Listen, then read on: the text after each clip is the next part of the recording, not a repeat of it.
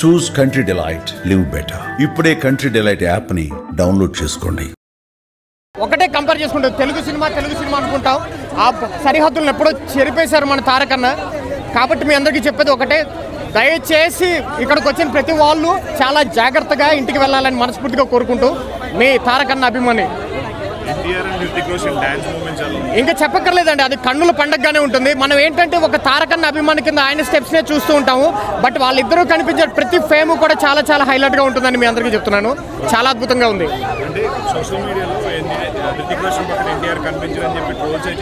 అది సోషల్ మీడియాలో కంపల్సరీ ఏదో ఒక ట్రోలింగ్ జరుగుతూనే ఉంటుంది. కాబట్టి దాని గురించి వరి అవ్వాల్సిన అవసరం లేదు.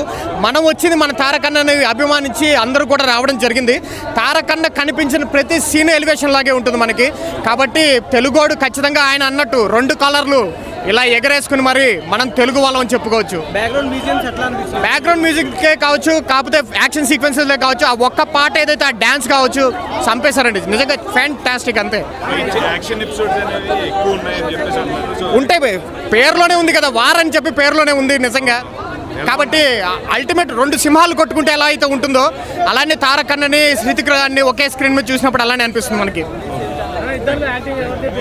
అలా కంపేర్ చేయొద్దండి, ఎవరి జోనర్ వాళ్ళకే ఉంటుంది కదా, కంపేర్ చేయడానికి లేదు. మనం ఎవరి జోనర్ వాళ్ళదే, ఎవరి తీరు వాళ్ళదే.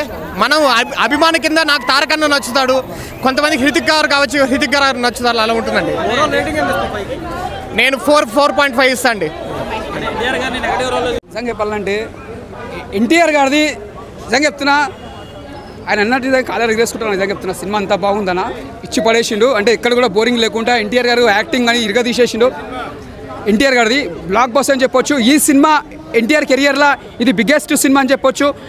యాక్టింగ్ పరంగా తీసుకున్నా కూడా చాలా బాగా చేసిండు, ఎక్కడ కూడా బోరింగ్ లేకుండా. మన రితిక్ రోషన్ గారు యాక్టింగ్, ఆల్రెడీ మన రితిక్ రోషన్ గారు పాన్ ఇండియా స్టార్ అయినా, డ్యాన్స్ అంటే ఆయన మించి ఇవ్వలేరు. అంటే తెలుగు ఇండస్ట్రీలో చిరంజీవి తర్వాత అంటే రితిక్ రోషన్ గారే డ్యాన్స్ అంటే సినిమా ఇండస్ట్రీలో. అట్లాంటి రితిక్ రోషన్ గారు మళ్ళీ ఎన్టీఆర్ గారితో డ్యాన్స్ చేసినంటే మామూలు మాట కాదు, అంత బాగా చేసిన డ్యాన్స్. ఇద్దరు మాత్రం మళ్ళీ ధూమ్ కనిపిస్తుంది సినిమాలో, ధూమ్ మళ్ళీ కనిపిస్తుంది డ్యాన్స్, అలా బాగా చేసి ఇద్దరు. రితిక్ రోషన్ యాక్టింగ్ మాత్రం ఇదిగా తీసిండు. ఫైట్స్ మాత్రం చూడాలన్నారు, లాస్ట్లో ఫైట్లు ఉంటాయి ఇద్దరిది. ఒక సింహం పులి ఎట్లా కొట్లాడతారో అట్లా చూపిస్తారు ఫైట్లు మాత్రం, చింపి పడేసిన ఫైట్లు మాత్రం. నిజంగా చెప్పాలంటే మన డైరెక్టర్ గారికి ముందుగా హ్యాట్సాప్ చెప్పాలి. డైరెక్టర్ గారు నిజంగా చెప్తున్నా, ఈ సినిమా మాత్రం కంబ్యాక్ అని చెప్పొచ్చు. ఎన్టీఆర్ గారికి చాలా ఎక్స్పెక్ట్ పెట్టుకున్నాం, మేము ఎంత ఎక్స్పెక్ట్ పెట్టుకున్నాం దానికన్నా రెట్టింపోయింది, అంత బాగుంది. అంటే సాంగ్స్, డ్యాన్స్ తీసుకున్న ఒక ఫైట్స్ కానీ, ఎలివేషన్స్ కానీ, బ్యాక్గ్రౌండ్ మ్యూజిక్ కానీ, అంటే ప్రతి సినిమా మనం ఎంజాయ్ చేస్తాం. హీరోయిన్ యాక్టింగ్ మాత్రం ఇరుగా తీసేసింది, ఎక్కడ కూడా బోరింగ్ లేదు. హీరోయిన్ మాత్రం చెప్తున్నా కదా, ఎన్టీఆర్ అన్న ఫ్యాన్స్ కానీ, రితిక్ రోషన్ ఫ్యాన్స్ కానీ మాత్రం ఇట్లా కాలర్ ఎగరేసుకుంటారు.